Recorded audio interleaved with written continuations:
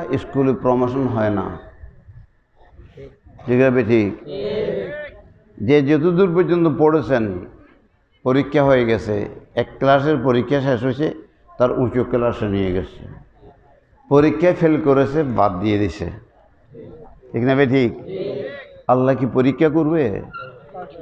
হ্যাঁ, আল্লাহ কি পরীক্ষা শুধু আমাদেরকে করবে না নবীদেরকেও করেছে, ওলিদেরকেও করেছে? এমনি ওলি বানান নাই, এমনি নবী বানান নাই, আল্লাহ রাব্বুল আলামিন পরীক্ষা করেছেন। ইব্রাহিম আলাইহিস সালামকে 10টা পরীক্ষা করেছেন, বড় বড়, আপনারা জানেন কোরআনে পাক। وَإِذِ ابْتَلَى إِبْرَاهِيمَ رَبُّهُ بِكَلِمَاتٍ فَأَتَمَّهُنَّ।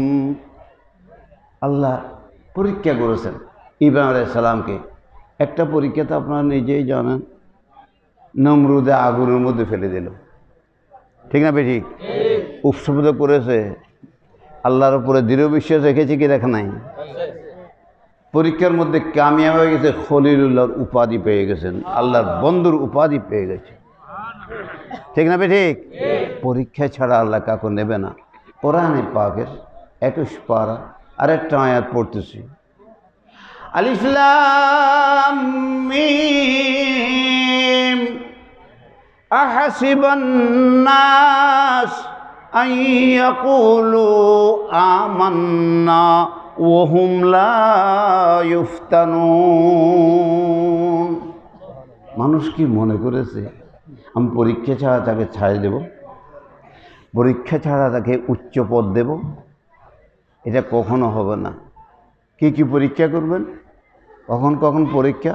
একটা পরীক্ষা হলো আপনার জীবনে, জীবনে একটা পরীক্ষা। কেমন পরীক্ষা?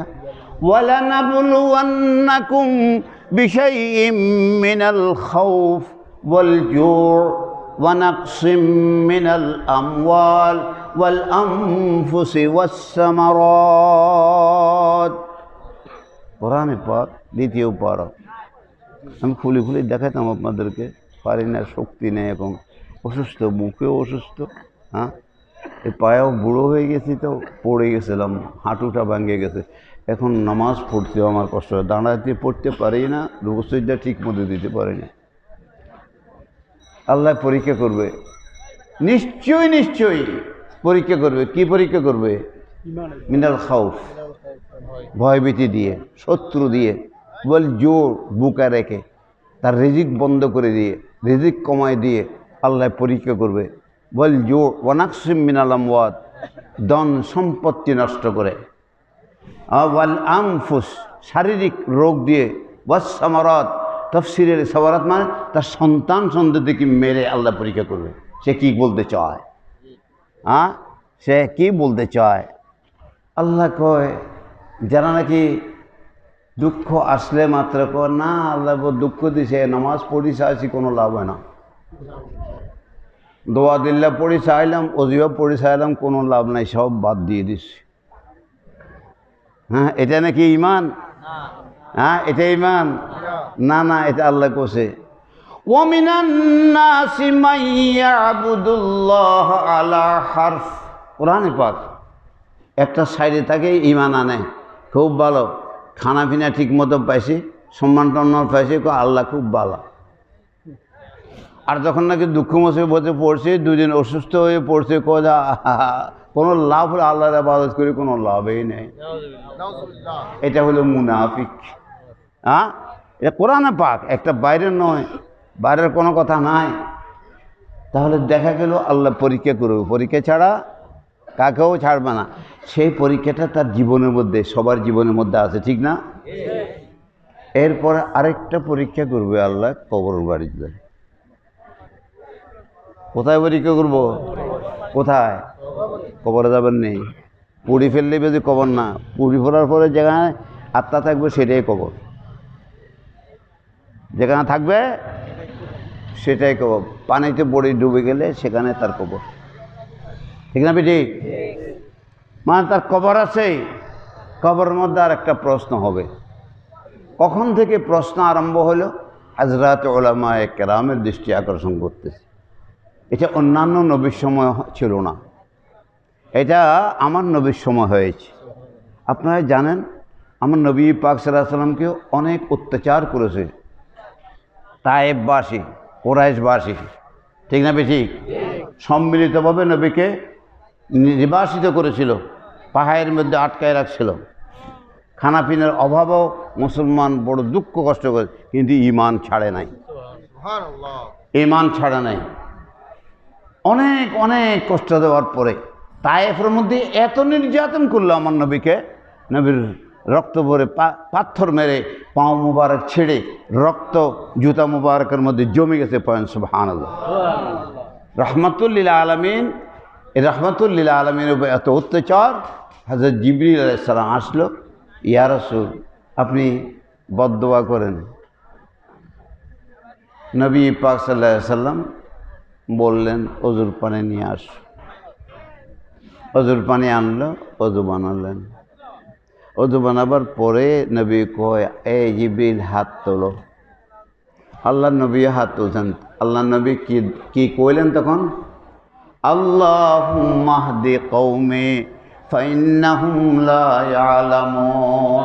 আমার এই জাতি আমাকে চিনে না, তারা বুঝে না, তারা আগে থেকে খারাপ হয়ে গেছে। আল্লাহ এদেরকে ধ্বংস করিও না। পয়েন সুবহানাল্লাহ। এদেরকে পথ দেখাও, আমাকে চিনার তৌফিক দান করো।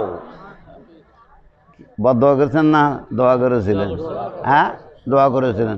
আল্লাহকে বন্ধু আপনাকে এত কষ্ট দিল, আপনি তাদের জন্য দোয়া করলে আমি সব শেষ করে দিতাম আজকে, তাদের একটা নিশান পর্যন্ত থাকতো না। নবী কয়, প্রভু তুমি আমাকে বলছো রহমাতুল্লিল আলামিন, হ্যাঁ সারা বিশ্বের জন্য আমি, কীট পোকার জন্য পর্যন্ত আমি রহমত, আর এগুলা আমাকে তাদের নবী করে তুমি পাঠাইলা, এরা যদি ধ্বংস হয়ে যায় তাহলে আমি রহমত কেমনে হইলাম? আর খুব চিন্তা করেন। হ্যাঁ, নবী বদদোয়া করলেন, দোয়া করলেন। আল্লাহ বলল সব নবীরা বদদোয়া করেছে, সঙ্গে সঙ্গে তাদেরকে আমি আমার ক্ষমতা দেখাই দিয়েছি। কওমে আদ, কওমে সমুদ, কওমে লূত, কওমে হুদ, এই সবাইকে ধ্বংস করেছে, করে নাই? লূতদেরকে ধ্বংস করেছে, কওমে লূতকে, তাদের এসে সাগরে পরিণত হয়েছে, এখনও আছে সেখানে, পানি যতদূর পর্যন্ত আছে, মানুষের গায়ের মধ্যে চুলকানি আরম্ভ হয়, কোনো একটা ব্যাঙও নয় তার মধ্যে। আল্লাহর গজবে পানিটা পর্যন্ত ধ্বংস, আল্লাহর গজব। নবী পাক না তুমি ধ্বংস করিও না, হেদায়েত করো। নবী পাক কয় হ্যাঁ, সবাই উম্মতেরা, নবীরা উম্মতের জন্য তাদের অত্যাচারের কারণে বদদোয়া করেছেন, তাদেরকে আমি ধ্বংস করেছি, তুমি তো বদদোয়া করলা না, তবে একটা পরীক্ষা আমি করবো। পয়েন সুবহানাল্লাহ।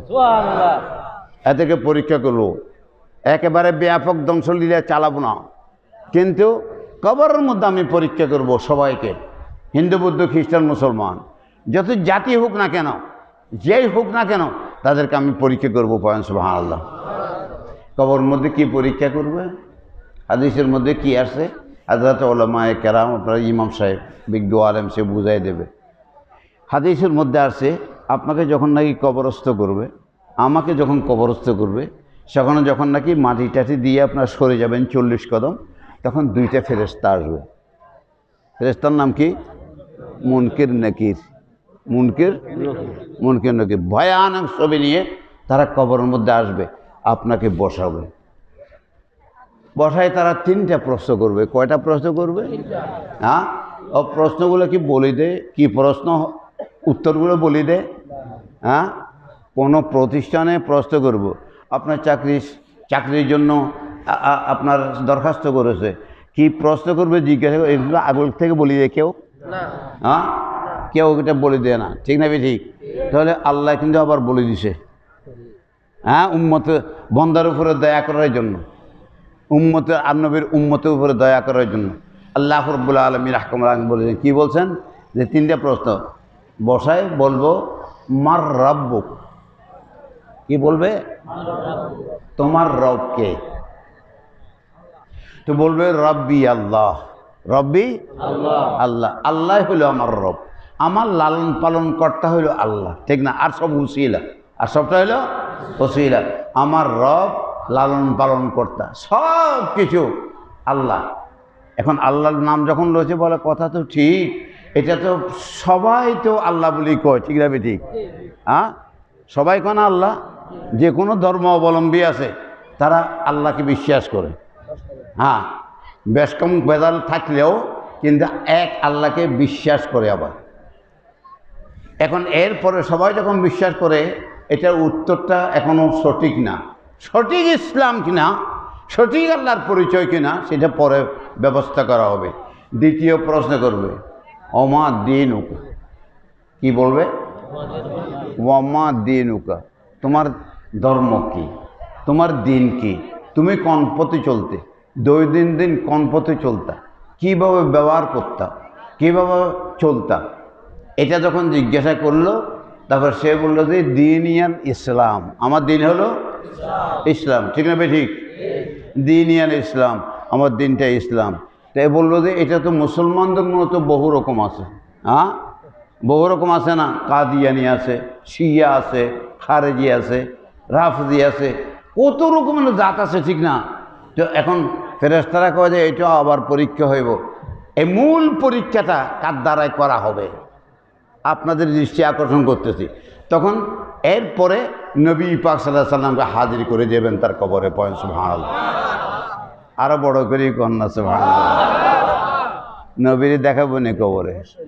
হ্যাঁ, দেখো, বড় নবীরে কেমনে দেখাবো? তো নবী সোনার মদিনায় একসঙ্গে হাজারে হাজারে মানুষ মারা যায়, কবরস্থ করা হয়। সারা বিশ্বের মধ্যে কেমনে কেউরও পড়ে, কেউরও ফানি বাসায়, বহু রকমের, এদের সঙ্গে হাজির করবো কেমনে? আর টেলিভিশনের পর্দা খুলে দিলে লন্ডনের ছবি পুরো দেখা যায়। হ্যাঁ, পুরাটা দেখা যায়, ঠিক না দেখি? যদি টেলিভিশনের মধ্যে একটা দূরের জায়গা দেখাতে পারে, আর নবীকে কি আল্লাহ দেখাইতে পারতো না? পারবে? পারতো না? হাদিসে কি আছে? মা কুনতা তাকুলু ফি হাযার রাজুল আল্লাযী বুইসা ইলাইক, উনি সম্পর্কে তুমি কি বলতা? একদিন বলছো তা না, তুমি সদা সর্বদা উনার সম্পর্কে কি ধারণা তোমার, তোমার কি আকীদা, তোমার কি বিশ্বাস, এটা বলো। তখন নবীকে আবু জেহেলকে জিজ্ঞাসা করছে, হা হা আল্লাহ আদরি, আমি তো চিনি না। আরে আবু জেহেলের বাইফুত নবী, নবীকে চিনে না। কেননা নবীকে মানে নাই, অন্তরে মোহাব্বত ছিল না, নবীর আদর্শ সে মানা নাই, বর্জন করেছে। আবু জেহেল চিনতে পারে নাই, ঠিক না? ঠিক, চিনতে পারে নাই।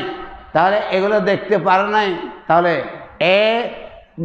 আমাকে আপনাকে জিজ্ঞাসা করলে, আমরা যদি চিনতে না পারি, আবু জেহেলের যে অবস্থা আমাদেরও সেই অবস্থা হবে। আমরা যদি চিনতে না পারি, আবু লাহাবের যে অবস্থা, সে আমাদেরও সেই অবস্থা হবে, ঠিক না? ঠিক। প্রশ্নের উত্তর তো আল্লাহ শিখাই দিলেন, নবী শিখাই গেছেন। আমাদের এখন নবীর সম্পর্কে চর্চা করি, নবীকে মানতে হবে মোহাব্বতের সাথে, এবং নবী পাক সাল্লাল্লাহু আলাইহি ওয়াসাল্লামের পক্ষে থাকতে হবে।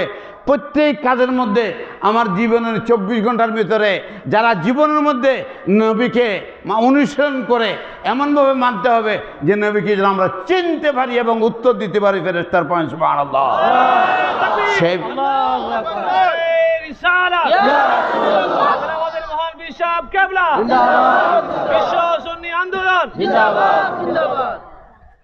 সেই প্রস্তুতির জন্য, নবীকে চিনার জন্য, নামাজ ইবাদতের মধ্যে সবচেয়ে বড় হলে নামাজ, ঠিক না? ঠিক, সবচাইতে নামাজ। তারপরে রোজা আসতেছে, আরও হ্যাঁ হজ আছে, যাকাত আছে, কিন্তু নামাজ সবচাইতে বড়, ঠিক না? ঠিক। এই নামাজের মধ্যে নবীকে চিনবার জন্য কত উপায় করেছেন আল্লাহ। নামাজের মধ্যে আমরা তাহিয়াত পড়ি, আত্তাহিয়াতু লিল্লাহি ওয়াসসালাওয়াতু ওয়াত-তাইয়্যিবাতু। এই আল্লাহ, তোমার জন্য আমি মেরাজের রাত্রে আল্লাহর সঙ্গে সাক্ষাতের সময় আমার নবী পাক সাল্লাল্লাহু আলাইহি ওয়াসাল্লাম আল্লাহকে বলল, সমস্ত শারীরিক ইবাদত, মানসিক ইবাদত, চিন্তা ইবাদত, যত ইবাদত আছে তোমার জন্য নিয়ে এসেছি, তোমাকে দিয়ে দিলাম। আল্লাহ, তুমি আমার ইবাদতের মালিক, তুমি আমার মাবুদ। নবী বলে দিলেন, আল্লাহ খুশি হয় কি করল? তুমি পড়ো না? আমার ইয়ে মিয়া সাহেব তো এত ছোট আলেম না, এও বড় আলেম। আল্লাহ কি কইল? আসসালামু আলাইকা, বলুন, ও হে নবী। সম্বোধন করে বলছে না, এটা সম্বোধন না। আসসালামু আলাইকা, ও হে নবী। তারপরে কি বলছে? আসসালামু, স্পেশাল তোমার উপরে সালাম। আল্লাহ সালাম দেওয়াটা মানে তুমি সমস্ত আইব ত্রুটি থেকে মুক্ত। তুমি সব আইব ত্রুটি থেকে মুক্ত। আল্লাহর কথাটা কি ফেলইব? হ্যাঁ, আল্লাহ বলে সালাম, নবী পাক পবিত্র, নবীর জীবনের মধ্যে কোনো ত্রুটি নাই, নবী পাক সাল্লাল্লাহু আলাইহি ওয়াসাল্লাম পাক পবিত্র। সুবহানাল্লাহ। নারে তাকবীর, নারে রিসালাত, ইয়া রাসূলুল্লাহ। প্রিয় নবী, তোমায় ভালোবাসি, তোমার আমার ঠিকানা আগ্রাবাদের মহান মুর্শিদ কেবলা জিন্দাবাদ, জিন্দাবাদ। একটা এই জিনিসটা বুঝাই, আপনাদের কষ্ট হয়েছে, বুঝাবো, বুঝবেন। আমরা একটা কলমা পড়ি ইমানদার হওয়ার জন্য। কলমাটার নাম কি? কলমায়ে তৈয়বা মানে পবিত্র। তৈয়বা মানে কলমায়ে পবিত্র কলমা। এই পবিত্র কলমার মধ্যে কি আছে? একটা আল্লাহর নাম আর একটা নবীর নাম, ঠিক না? আল্লাহ পাক পবিত্র, এতে কোনো সন্দেহ নাই। আর নবীর সৃষ্টি না, মা ছিল, বাবা ছিল, সব ছিল, হ্যাঁ। কিন্তু নবী কি পাক না পাক? কিরকম পাক? আল্লাহ এমন পাক করেছেন, না পাকের লেশ মাত্র তাতে নাই। তার মধ্যে না পাখির লেশ মাত্রও নাই। এই জন্য এই কলমাটার নাম রাখা হয়েছে পবিত্র কলমা, পাক কলমা। কি আমরা রেখেছি না, রাখাটা আল্লাহ করেছে। কোরআনে পাকে আছে, কোরআনে পাক খোলেন। অমাসালু কালিমাতিন তাইয়্যিবাতিন কাশাজারাতিন তাইয়্যিবাতিন আসলুহা সাবিতুন ওয়া ফারউহা ফিস সামা। কোরআনে পাক, হ্যাঁ, একটা পবিত্র কলমার এক্সাম্পল, তার মিসাল হলো একটা পবিত্র বৃক্ষের মতো। তার মধ্যে ফল দিচ্ছে, সকাল বিকাল ফল দিচ্ছে। নামাজের ফল লাগতেছে, রোজার ফল লাগতেছে, যাকাতের ফল লাগতেছে, মা বাবার খেদমতের ফল লাগতেছে, এমন মাহফিলের ফল লাগতেছে, মাহফিল আসার ফল লাগতেছে, দুরূদ শরীফের ফল লাগতেছে। সব ফল সেই গাছের মধ্যে লাগতেছে। বলেন সুবহানাল্লাহ। এটার গোড়া কোথায়? ইমানদারের কলবে। গোড়া কোথায়? ইমানদারের কলবে। তার মাথাটা কোথায়? আর শাহজিমের উপরে। তার মাথাটা দেওয়া আর শাহজিমের উপরে। তাহলে এই পবিত্র কলমা, আল্লাহ পাক স্বয়ং নিজেই পাক, আর রসুল পাক সাল্লাল্লাহু আলাইহি সাল্লামকে আল্লাহ পাক করেছেন। সুবহানাল্লাহ। পাক করে তৈরি করেছেন। বুঝে আসছে? হ্যাঁ। তাহলে বলতেছিলাম নবী পাক সাল্লাল্লাহু আলাইহি ওয়াসাল্লাম পাক পবিত্র। এখন নবীকে আল্লাহ সালাম দিয়ে আরো পাক পবিত্র। আসসালামু আলাইকা, স্পেশালি আপনাকেই সালাম। আমি জিজ্ঞাসা করি, মেয়র সাহেব যদি আপনার বাড়িতে আসে, আপনি জোহরের নামাজ পড়তেছেন, তাকবীরে তাহরিমা সব কিছু হারাম করে দিয়ে হালালে দাঁড়াচ্ছেন, আল্লাহর দেয়ানে দাঁড়াচ্ছেন। চেয়ারম্যান সাহেবের দেখি, মেয়র সাহেবের দেখি আসসালামু আলাইকুম, নামাজ থাকবো না যাবো? হ্যাঁ, ভাঙি যাবো কেন? আচ্ছা নামাজ বাদ দেন, অন্য একটা আপনার পীর সাহেবের সালাম দিলেন, থাকবো না? হ্যাঁ, প্রধানমন্ত্রী সালাম দিলে থাকতো না, প্রেসিডেন্টের থাকতো, কেউ থাকতো না। কেননা শুধু একমাত্র আল্লাহর ধ্যানে আপনি আছেন, আর আল্লাহর ধ্যানের সাথে নবীর ধ্যান আসলে নামাজ নষ্ট হয় না। কা বললে খাতা করলে সামনে আসে, তো নবী পাক সাল্লাল্লাহু আলাইহি সাল্লামকে স্পেশালি যখন নাকি আল্লাহ রাব্বুল আলামিন আহকামুস সালাম দিলেন এবং এই নবীকে চিনবার জন্য আল্লাহ রাব্বুল আলামিন 5 ওয়াক্ত নামাজের মধ্যে তাহাজ্জুদের নামাজের মধ্যে যত নামাজ আছে নামাজের মধ্যে এই সালামটা কম্পালসরি হয়ে আছে কি নাই?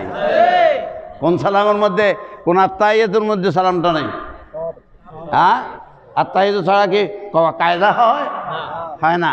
2 রাকাত ফজরের 2 রাকাত নামাজ, 2 রাকাতের মধ্যে তারপরে আত্তাহিয়াত আছে, সেখানে সালাম আছে। তারপর ফরজ 2 রাকাতের মধ্যে, সেখানে আত্তাহিয়াতের মধ্যে সালাম আছে কি? জোহরের 4 রাকাতের মধ্যে 2 বার আছে, ঠিক না? ঠিক। আর ফরজের মধ্যে আছে 2 বার, ঠিক না? ঠিক। তাহলে এত বারবার নবীর সালাম দেওয়াটা শিক্ষা দিয়েছেন আল্লাহ নবীকে চিনবার জন্য, নবীর মর্যাদাটা আপনার অন্তর স্থান পাওয়ার জন্য।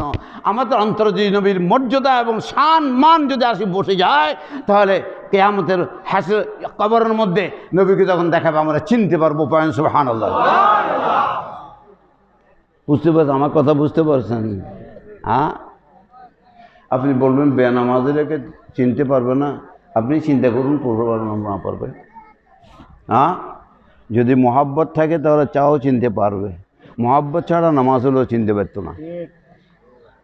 আসুন বুখারী শরীফের আরেকটা হাদিস কই, কষ্ট হন নিজের মাসে। হ্যাঁ, আপনারা তো কর্মিক মানুষ, দেশের সেবক, আপনাদের সব সময় কাজে দৌড়াদৌড়ি। আমি বুড়া মানুষ, আমার কোনো কাজই নেই। দরকার হলে শুধু হাদিস লেখি আর তার ব্যাখ্যা করে নবীর উম্মতের জন্য। আর যদি কেউ খামোখায় যায়, আজকে এই অসুস্থতা নিয়ে আমি আসতে পারতাম না, কিন্তু এ বাবা সানাউল্লাহ, হ্যাঁ, আমার বাড়ির ওখানেই, তার বাড়ি একই জায়গায়। তো বাবা যেতেই, আরে তো পারে না, তো প্লেনে টিকিট করে দিছে, শেষ পর্যন্ত আসি, আল্লাহ পৌঁছাছি, কালকে আবার যাবো গা। আরেকজনকে আমার বাড়িতে কেউ যাইতে হইব। আমি বলছি বাড়িতে যেমন দূরের কথা, 11টা পার হয়ে ঢাকা বাড়ির দিকে ছাড়া আর কোনো দিকে যেতে পারতাম না। হ্যাঁ, এই ক্ষমতা এখন আর না। 106 বছরের শক্তি থাকে, এটা আল্লাহর মেহেরবানি। হ্যাঁ, আজকে এখনও আপনাদের সঙ্গে কথা বললি। হ্যাঁ, তো যাই হোক, তো নবী পাক সাল্লাল্লাহু আলাইহি সাল্লামের পরিচয় দেওয়া হয়েছে কোরআনের পাকের মধ্যে। ইয়া আইয়ুহান নাবিয়্যু ইয়া আইয়ুর রাসূল কয়বার আছে গণেন, হিসাব করেন, তারপর দেখবেন আল্লাহর রসুলকে মানো কয়বার আছে। হ্যাঁ, একটা আয়াতের মধ্যে গতকালকে মাহফিল ছিল, পরশু নাকি নারায়ণগঞ্জ সোনারগাঁও মাহফিল ছিল। তো সেখানে হুজুরেরা আসছে, অনেক হুজুরেরা আসছে। তো একজনে কয়, নবীরা তো তারিফের দরকারটা কি? আল্লাহ তারিফের দরকার। আরে ব্যাকল মৌলবী কিনলে আল্লাহ করতে পারে, ওস্তাদে তোরে কি পড়াইল। আমরা কই কিছু পাইলে আলহামদুলিল্লাহ, ঠিক না বেটি? আলহামদুলিল্লাহ নেই। আরে আমাকে বাপে দিলে কাপড়, মেয়রও দিলে দেখি উপটাও কন হাদিয়া, আমি কই আলহামদুলিল্লাহ। আরে মেয়রও দিছি, তুমি আল্লাহ তারিফ করো কেন? আর যদি মেয়রও তারিফ করি, এটা কি হইব? এটা কার তারিফ? আল্লাহ তারিফ। কেননা আল্লাহ হলেন স্রষ্টা। আমি যদি এখন বলি মাইকটা খারাপ, মাইকালা কি খুশি হইব না বেজার হইব? বেজার হইব। আর যদি ভালো, খুশি হইব। কিরে মাইকেলার তার নামও নেই, আমি চিনিও না। ও মাইকেলার কানেকশন হইলো এটা তার মাইক, তার মাইকের তারিখ হলে খুশি হয়ে দেখা। আমি মেয়রের তারিখ হলে এটা আল্লাহর বন্দা, আল্লাহ খুশি হয়ে দেবো। ঠিক না? ঠিক, হ্যাঁ, খুশি হয়ে যাবো। এই জন্য কোরআনে পাক বলে আলহামদু জমিউল মাহামিদ, সমস্ত প্রশংসা সবার তরফ থেকে একমাত্র মালিক হলো তার আল্লাহ। কে মালিক? নবীর তারিফ করলেও মালিক কে? আল্লাহ। কেননা নবীরে আল্লাহ বানাইছেন। হ্যাঁ, নবীর তারিফ করলেই সব আল্লাহর প্রাপক, কেননা নবীকে আল্লাহ বানাইছেন। আপনাদের তারিফ করলে, মাহফিলের তারিফ করলে, এটাও আল্লাহর হুকুমে এগুলো হয়েছে, ঠিক না? বেশি সব তারিফেই আল্লাহর। হ্যাঁ হ্যাঁ। তারপরে আমি এখানে একটা সুপ্রিম কোর্টের এখানে অ্যাডভোকেট ছিল, তো তারা দিলাম কোরআনের পাকটা খুলে, হ্যাঁ, কোরআনের পাকটা খুলে দিলাম। কে দিলাম? কোরআনের পাকের আয়াতটা কী ছিল মিয়া? তোমরা তো ছিল না। হ্যাঁ, কোরআন আয়াতে ছিল নবী বলছেন ওয়াজ করতে ফজরের নামাজের পরে যে আমি নবীকে মানছে তার আল্লাহকে মানা হয়ে গেছে। বোঝেননি কথাটা? বুঝেননি? যে আল্লাহকে মানছে তার আল্লাহকে হ্যাঁ হ্যাঁ আর বড় করি কোন আমি এটা শুনব না। সূরা আন-নিসা 80 নম্বর আয়াত। হ্যাঁ সূরা আন-নিসা 80 নম্বর আয়াত কোরআন আছে। মাইয়ুতির রাসূল পড়ুন। মাইয়ুতির রাসূল, রাসূলের অনুসরণ যে করলো মানলো ফাকাদ আতা আল্লাহ, সে নিশ্চয়ই আল্লাহকে মানা হয়ে গেছে। এটা কোরআন পাকের আয়াত, সূরা নিসা কত নম্বর আয়াত? 80 নম্বর আয়াত। মাইয়ুতির রাসূল ফাকাদ নবী ওয়াজ করলে যে আমাকে মানছে আল্লাহকে মানা হয়ে গেছে। আবু বকর সিদ্দিক খুশি, সাহাবায়ে কেরাম খুশি, দুইজনে খটকা লাগাইছে। এই এত খুশি কেন? নবী তো সহজ পথ দেখা দিয়েছে, নবীর মানলেই আল্লাহকে মানা হয়ে গেল। হ্যাঁ, একজনে কয় এ নামাজিদের মধ্যে নবীর পিছনে নামাজ পড়তো, আরে কয় ভুল, নবী বুঝোস নাই, নবীর মানলে আল্লাহকে মানা হয়, মানে নবী ইনডাইরেক্ট খোদাই দাবি করছে। বড় করে বলেন নাউজুবিল্লাহ। কোন কিতাব? তাফসীরে রূহুল মাআনি। তাফসীরে রূহুল মাআনি আমার কাছে আছে, দেখুন। এখন এক নবী পাক সাল্লাল্লাহু আলাইহি সাল্লামে শিরিক করেছে, ভুল করেছে, এই কথা নবীর কান মুবারকে পৌঁছার সঙ্গে সঙ্গে নবী পাক সাল্লাল্লাহু আলাইহি সাল্লামের আল্লাহ সান্ত্বনা দিচ্ছে। নবী একটু পেরেশান হলেন, নবীর পেরেশানে আল্লাহ সহ্য করতে পারেন না। আল্লাহ বলেন, বন্ধু তুমি মন খারাপ করিও না, আমি তোমাকে সুসংবাদ দিচ্ছি, কিয়ামত পর্যন্ত সবাই পড়বে আর দেখবে। আল্লাহ বললেন, মাইয়ুতির রাসূলা ফাকাদ আতা আল্লাহ, যে নরনারী নবীকে মানলো তার আল্লাহকে মানা হয়ে গেছে। পারেন না? আলহামদুলিল্লাহ। কোরআনে পাকের বাইরে নয়, কোরআনে পাকের বাইরে কিছু নাই, দুনিয়ার সব কিছু কোরআনের মধ্যে আছে। পারেন সুবহানাল্লাহ। এটা আল্লাহ রেজিস্ট্রি করে দিল কোরআন পাকে, কারণ নবী পাক সাল্লাল্লাহু আলাইহি ওয়াসাল্লাম সম্পর্কে মানুষ উদাসীন থাকতে পারে, এই জন্যই যেন নবী সম্পর্কে উদাসীন থাকেও না। আমি একটা হাদিসের কথা বলছিলাম, শেষ করে দিই। হযরত আনাস বিন মালিক রাদিয়াল্লাহু তাআলা আনহু, বুখারী শরীফের রওয়ায়াত, নবী একদিন রাসূল পাক সাল্লাল্লাহু আলাইহি ওয়াসাল্লামের কাছে আসি, জিজ্ঞাসা করলেন, ইয়া রাসূলুল্লাহ, এই কিয়ামত কবে হবে? কিয়ামত হলো ভয়াবহ অবস্থা, এই কিয়ামত কবে হবে? রাসূল কয়, এই কিয়ামতের জন্য কি তৈরি করছস? তোর কাছে কি সামান আছে ভয়াবহ অবস্থা কিয়ামতের? ইন্না জালজালাতাস সাআতি শাইউন আযীম, কিয়ামত ভয়াবহ অবস্থা, তোর কাছে কি সামান আছে? তিনি কয়, ইয়া রাসূলুল্লাহ, আমার কাছে কোনো সামান নাই। তাহলে কিয়ামত করছস গা? একটা জিনিস আছে,